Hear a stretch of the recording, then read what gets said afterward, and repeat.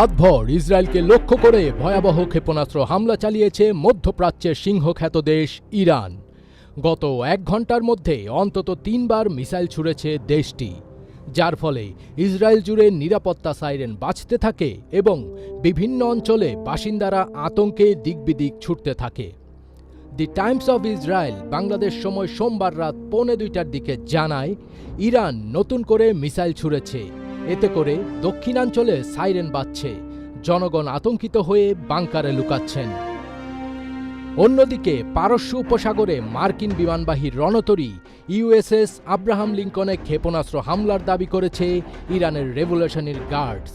তবে একজন মার্কিন কর্মকর্তা আল জাজিরাকে জানিয়েছেন, ইরানের ক্ষেপণাস্ত্র হামলা আব্রাহাম লিঙ্কনকে আঘাত করেনি এবং রণতরী